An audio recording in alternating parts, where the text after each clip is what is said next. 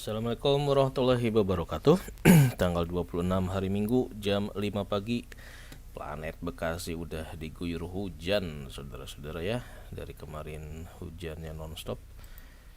Siap-siap siaga buat beberapa wilayah Jabotabek yang langganan banjir. Hujannya rada-rada lumayan ya. Mendung, hujan. Mudah-mudahan di pasar modal juga hujan rezeki.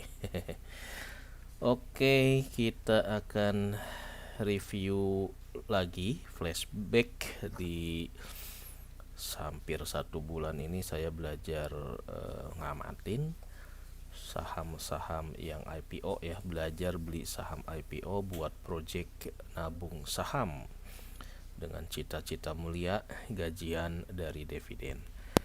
Nah, ada 3 saham yang saya cermati, saya amati, dan saya prototin gitu ya. Ada saham pada personal alih daya yang juga IPO di akhir Desember. Ada CHIP, kemudian FVCT ya. 3 saham ini menarik untuk dipelajari gitu ya, terkait dengan ya mekanisme gimana bandar, sentimen pasar terhadap ketiga saham ini, kemudian juga belajar gimana sih menilai satu saham yang dibilang orang kalau fundamentalnya bagus, sahamnya prospeknya juga bagus. Ternyata setelah kita lihat 3 saham ini enggak gitu juga gitu ya, tidak linear juga, dan itulah seni berinvestasi di pasar modal, banyak hal yang harus kita pelajari.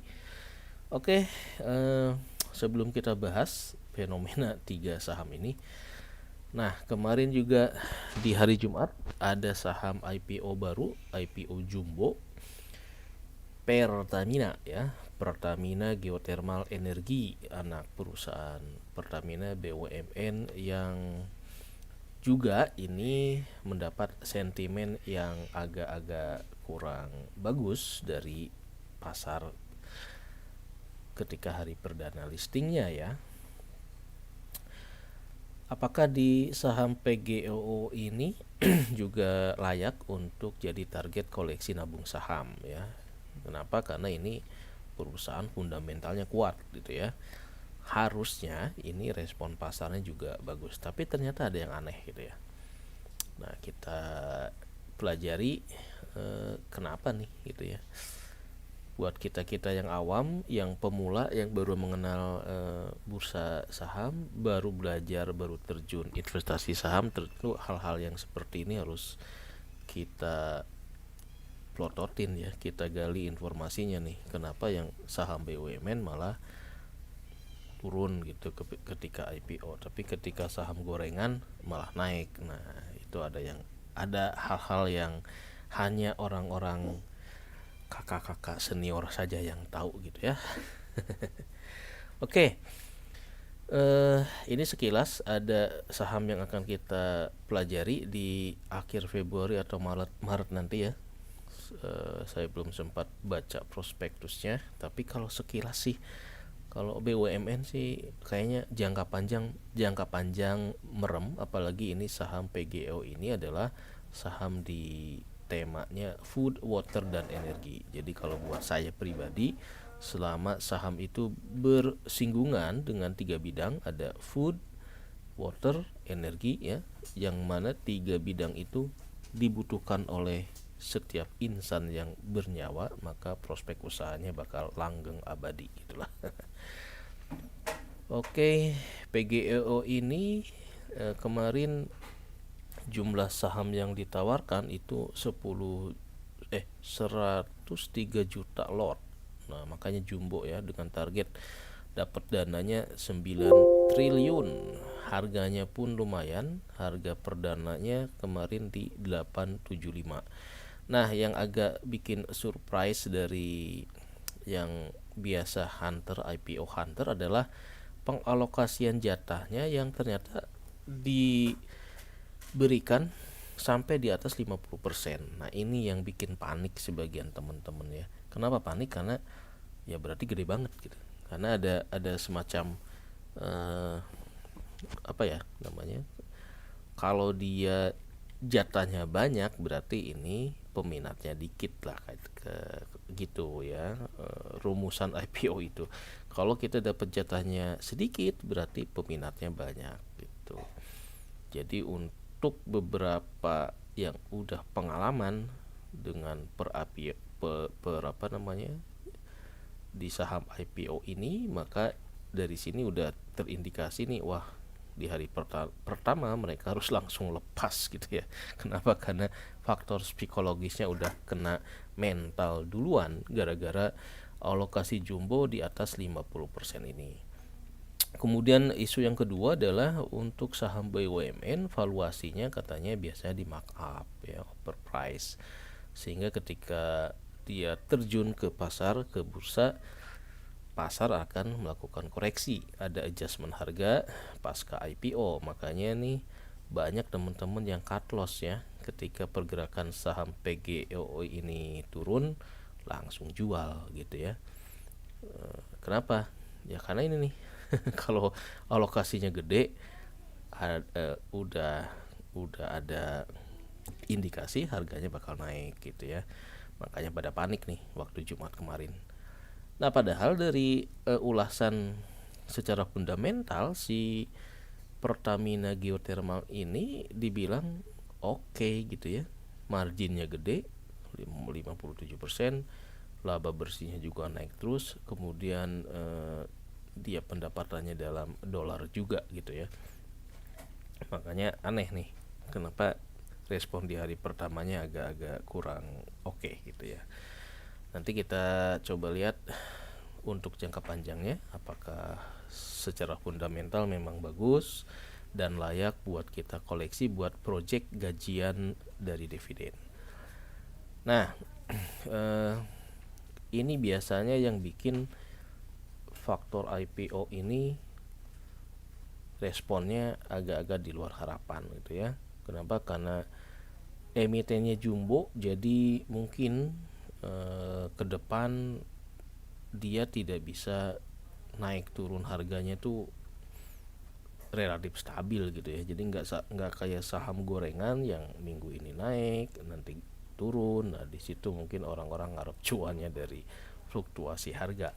Tapi kalau emiten jumbo untuk saham BUMN si Pego ini menarik untuk dieksplorasi lebih jauh gitu ya. Gimana proyeksi 2-3 bulan ke depan, apakah masih di harga IPO-nya atau bisa nembus di atas 1000 ya, itu katanya ya.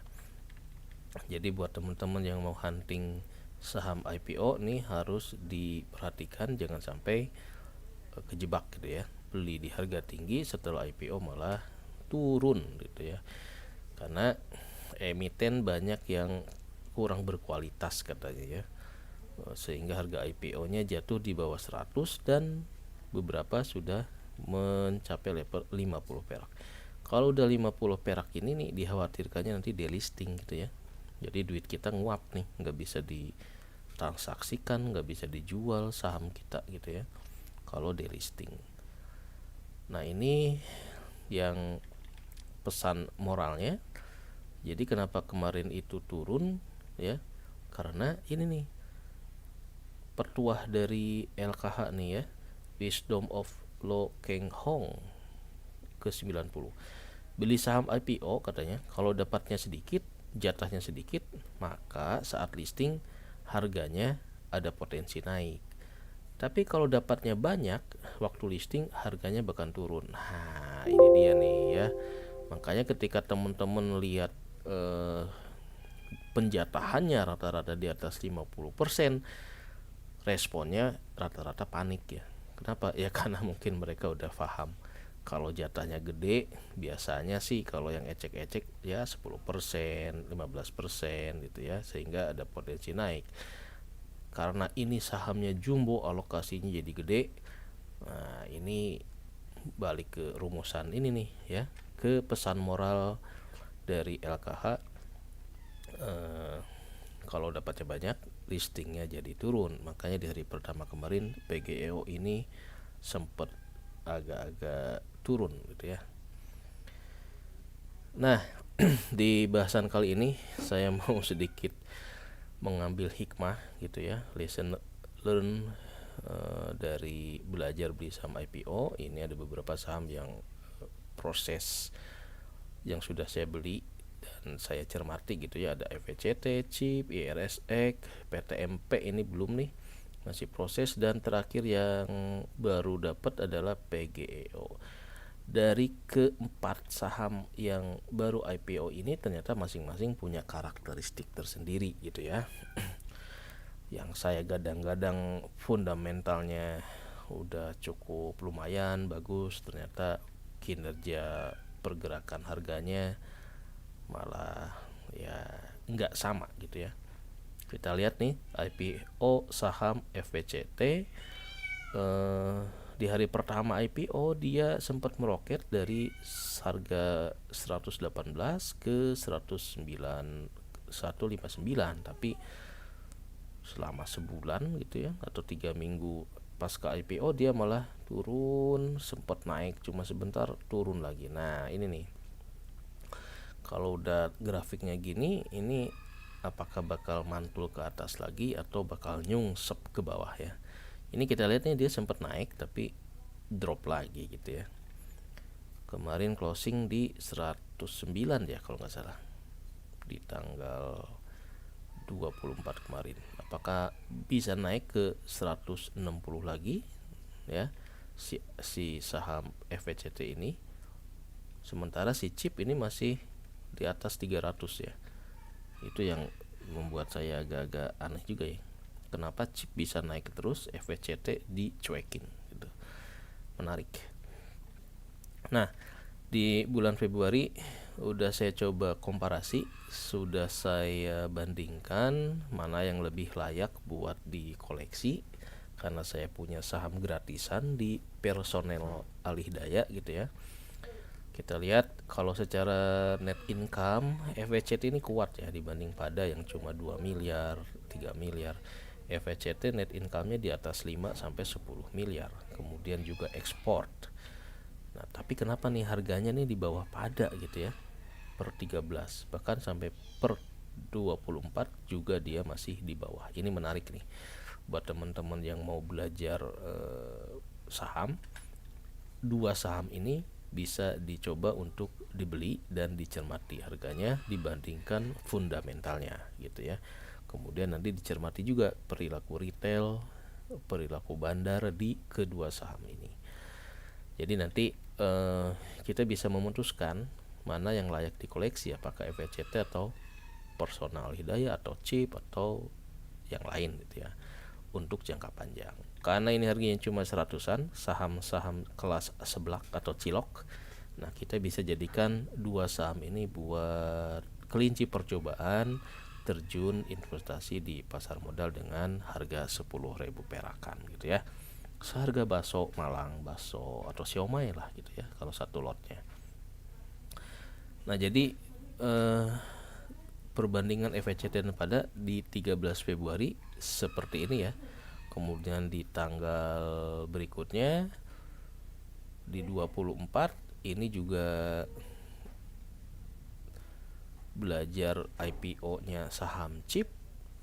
Meskipun kita sudah nyatakan ini punya prospek, cuma ada sedikit PR kalau chip ini ada sisi resiko yang besar karena dia cuma 90% revenue-nya berasal dari satu customer. Nah, itu yang agak-agak masih ngeganjel buat saya untuk beli lebih banyak si chip ini, meskipun memang prospek karena dia bermain di kartu pintar gitu ya. Tapi ada beberapa catatan yang butuh eksplorasi di audit report Desember nanti kayak apa. Nah, yang menarik si chip ini harganya nih dikerek naik ke atas nih sampai nembus ke 400 di tanggal closing Jumat kemarin gitu ya. Ini kalau menurut saya sih ini hati-hati, takutnya di minggu-minggu awal Maret malah dijatuhkan gitu ya. Kenapa? Karena secara kinerja ini chip masih di bawah FVCT kalau menurut saya sih ya, karena pangsa pasarnya ini sangat terbatas ke customer Indosat, ke BCA juga dia cuma masih mayoritas lah ya, cuma 0,5% gitu. Agak riskan kalau menurut saya nih dari sisi profil risiko pelanggannya. Lebih kuat FVCT, dia punya basis customer base yang beraneka ragam dan ekspor ya. Kemudian di pasar domestik di negara kita juga terbuka lebar buat konstruksi infrastruktur, jadi masih bisa ada pertumbuhan meskipun dari support supply bahan baku mungkin nanti yang agak-agak tanda tanya ya. IRSX ini saya asal beli jadi nggak sempet diekspor. Ini kalau nggak salah sih kayak dealer pulsa gitu ya. Kemudian PTMP ini belum, jadi baru 4 nih. Nah yang kemarin kita komparasi, jadi di bulan Februari seperti ini yang bisa kita simpulkan ya buat teman-teman yang mungkin di minggu besok akan hunting atau akan coba beli.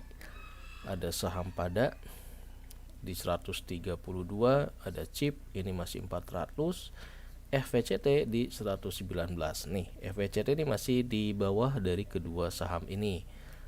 Nah, ini yang saya khawatirkan nih, nanti si chip bakal terkoreksi turun dan FVCT yang dinaikin. Kelihatannya mungkin fenomenanya di bulan Maret kelihatannya bakal seperti itu gitu ya. Kenapa? Karena si pada kayaknya ini udah nggak bisa gerak, udah trennya turun terus. Nah yang chip dan FVCT ini yang bakal dimainkan oleh si bandar gitu ya. Kalau teman-teman explore fundamentalnya, bandingkan saja net income FVCT dengan chip, siapa yang lebih oke, kemudian mana audit reportnya yang lebih apa namanya. Ini perusahaan chip ini kan baru beberapa tahun ya, jadi masih belum di atas 5 tahun kalau nggak salah. Kalau FVCT ini agak lebih lamaan gitu, dan asetnya juga dia lebih banyak karena punya aset properti lebih ya, lebih kuat lah secara fundamentalnya gitu. Oke. Nah kemarin yang bisa saya petik dari saham FVCT ini ketika dia turun adalah kita harus melakukan yang namanya katanya average down. Jadi kalau saham itu fundamentalnya kita yakini bagus, ketika turun itu justru saatnya kita koleksi ya. Kita koleksi buat nambah portfolio agar harga yang tadinya tinggi di sini ketika kita beli di bawah rata-rata harganya itu bisa lebih jatuh lebih murah gitu ya. Nah seperti ini nih. Jadi sempat naik ke 137 dengan harta rata-rata yang saya beli di 125. Cuma karena tadi dia di 119 closing di Jumat ya, berarti minus lagi gitu ya. Nah ini nih, ini closing di hari Jumat 109 dari plus menjadi minus. Nah ini yang posisi dari naik dan turun ini yang justru menambah jam terbang kita, bagus buat memantau aspek psikologis kita nih ya. Jadi kalau kita udah tahu oh naik, oh turun, oh naik lagi, turun lagi, jadi kita akan tahu karakteristik si saham FVCT ini kapan naik dan berapa lama turunnya. Itu lebih yang kita butuhkan sebetulnya itu ya, bisa tahu polanya gitu, berapa lama dia akan naik, berapa lama dia turun, kemudian naik lagi. Nah ini sebetulnya periode-periode ini yang biasanya teman-teman yang mantau teknikal yang lebih paham. Nah saya gali-gali juga katanya kalau mau apa namanya, kalau average down ini katanya disarankan kita punya rekening atau punya akun lebih dari satu gitu ya. Jadi akun yang kedua ini untuk membeli ketika kondisi sahamnya nih di bawah gitu, untuk menjaga aspek psikologis katanya, jangan di satu akun, karena kalau di satu akun nanti kita ininya jadi minus nih. Ini kayak saya nih ada 2 akun ya, setelah lihat channel-channelnya para senior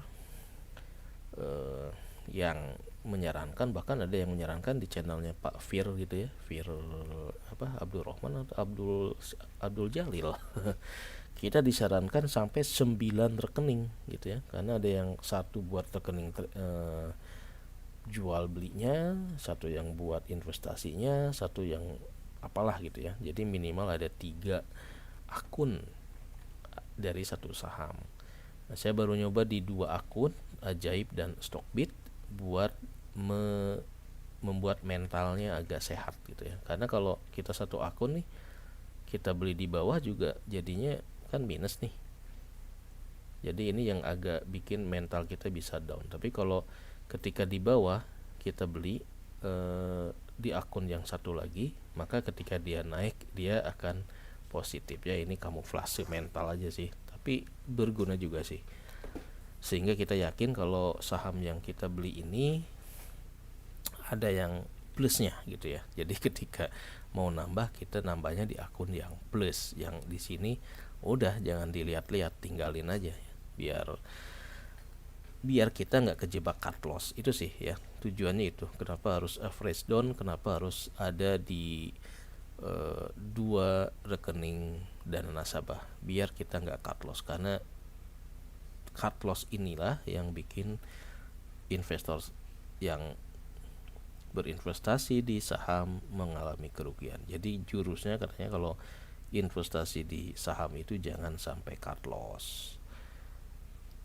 Oke, nah ini ternyata ARB nggak cuma di FVCT, tapi jebakan ARB-nya juga ada di si saham PGEO ya, Pertamina Geothermal. Kita lihat nih di hari perdananya dia turun-turun, sempat ARB di 8.15, tiba-tiba pas saat mau closing dinaikkan lagi sama bandarnya, ditutup di 8.75 gitu ya. Nah ini jadi ARB ini yang ditakutkan buat para investor retail, ketika IPO harganya malah turun. Nah ini nanti di minggu berikutnya, apakah harga IPO ini bakal bisa naik ke atas atau bakal seperti ini lagi nih? Sampai kapan si bandarnya sanggup ngejagain gitu ya? Tapi kalau ngelihat kayak ini sih, si bandarnya udah untung nih ya. Retail ngejual di harga bawah, kemudian dia naikin lagi gitu. Jadi banyak yang cut loss di sini. Gitu tuh. Jadi untuk PGEO nih kayaknya untuk sebulan awal mungkin harganya dijagain kali ya, karena ini BUMN. Kalau dia turun bisa-bisa DPR ngamuk kali. Dan bakal mempengaruhi proses IPO saham BUMN selanjutnya, karena ini PGEO adalah saham BUMN yang pertama listing di tahun 2023. Nah ini faktor ini yang kayaknya menarik untuk dicermati, karena kalau dia jeblok berarti saham BUMN selanjutnya bisa-bisa nggak respon dari pasarnya, juga bakal agak-agak gimana gitu ya. Ini jadi lokomotif buat saham jumbo, saham BUMN yang listing di tahun ini. Oke, ini time frame-nya untuk project nabung saham di saham PGEO ini, apakah layak kita perbanyak, atau kalau diperbanyak strateginya gimana? Kayak tadi ya, kalau mau perbanyak berarti kita harus nunggu nih di harga di sini di bawah. Jangan sampai kita perbanyak harganya masih di atas gitu ya, kita salah strategi. Oke, jadi seperti yang sudah-sudah, motivasi investasi saham, proses belajar kita investasi sahamnya, fokus di saham-saham syariah, kemudian motivasinya lebih ke ngejar dividen, nabung saham, biar 100% fatwanya lebih jelas gitu ya. halal haramnya tidak ada dispute, tidak ada perbedaan pendapat gitu ya. Kalau yang mau ke sini juga ya silahkan, asal masing-masing tahu gitu ya. Jadi bukan apa-apa teman-teman ya, kita kan sebagai umat muslim, paduannya ya kemana lagi sih kalau bukan ke orang-orang yang paham gitu ya. Kalau mau investasi saham udah ada fatwanya di MUI, ya ikutin aja gitu ya. Jangan sampai nanti kita ada penyesalan gitu ya di dunia dan akhirat. Usahakan menjamin kehalalannya dari saham-saham yang kita beli. Makanya di channel saya kita belajarnya khusus ke saham-saham yang memang udah dapat lisensi syariah gitu ya. Baik emiten syariah yang anggaran dasarnya udah jelas-jelas syariah seperti saham BRI syariah yang berbasis syariah, atau kategorinya sahamnya yang masuk ke syariah gitu ya. Jadi nanti kita fokuskan di situ saja. Biar gajian dividennya juga lebih enak lah, lebih tenang gitu ya. Jadi saham PGEO ini di proses Februari nih jatahnya jumbo. Nanti di Februari Maret kita ekspor lagi. Apakah aman atau tidak buat dijadikan proyek nabung saham. Nanti nabung saham itu ya kita beli aja. Kita bikin per bulan target, misalkan nambah satu lot gitu ya, nggak usah muluk-muluk lah. Tapi kalau kita yakin nih sahamnya aman buat proyek jangka panjang, nah itu yang kita kejar. Saham mana saja yang aman, yang harganya tidak digoreng-goreng oleh bandar gitu ya, biar nanti suatu saat kita bisa menikmati cash dividen dari saham-saham yang kita miliki.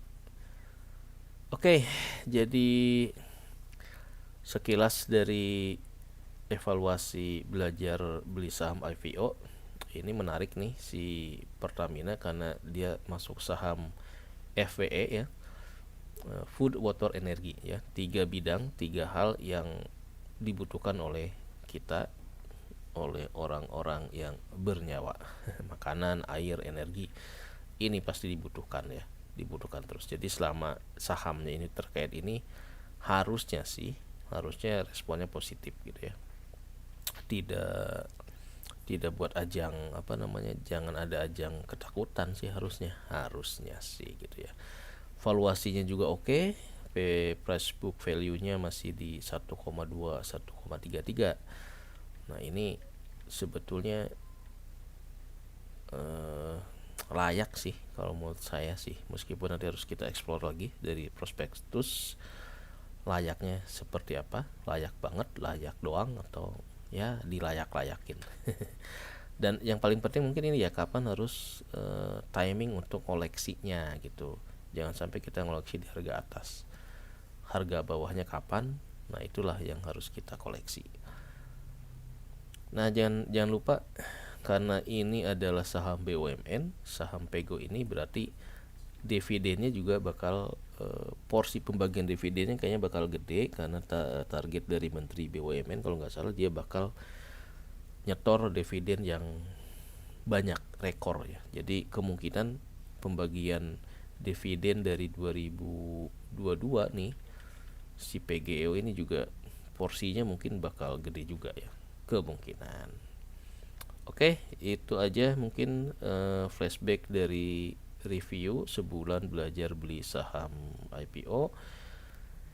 Nanti kita coba ekspor prospektusnya geothermal ini ya. Nah, oke, jangan lupa pesan moral kembali, rajin-rajin belajar dengan orang-orang yang benar. Pilihlah mentor saham di jalan yang lurus, jangan yang menyesatkan gitu ya. Bergaul dengan 5 orang trader, maka kita jadi orang ke-6 yang jadi tradersnya gitu ya. Tapi kalau bergaul dengan 5 value investor, nah kita bakal jadi orang ke-6 katanya. Jadi pilihlah teman investasi, teman investormu dengan baik. Oke, ini baru beberapa kilasan PGEO. Nanti kita akan ekspor lagi. Apakah nih layak atau mau dijadikan saham andalan si geothermal karena harganya masih di bawah 1.000 ya, masih bisa kebeli lah gitu ya. Nabung saham dengan harga murah. Kalau nabung saham perusahaan-perusahaan yang blue chip kan ini udah mahal tuh, rata-rata sahamnya di atas 3.000, 4.000, ini masih di bawah 1.000 perak ya. Dan karena kapitalisasinya besar berarti mungkin ini bakal masuk ke LQ45. Oke teman-teman, mungkin itu aja sekilas bahan sambil nunggu hari Minggu yang mendung berlalu gitu ya. Kita bahas tentang flashback dari saham-saham yang IPO di awal tahun Januari Februari. Nah, balik lagi ke sini. Silahkan untuk dicermati nanti di akhir Februari dan awal Maret nih nasibnya si chip dan FVCT nih, apakah akan terjadi keseimbangan baru, harganya terkoreksi, si FVCT naik, atau ini bakal selamanya seperti ini. Oke, ini menarik nih buat bahan kita belajar ya.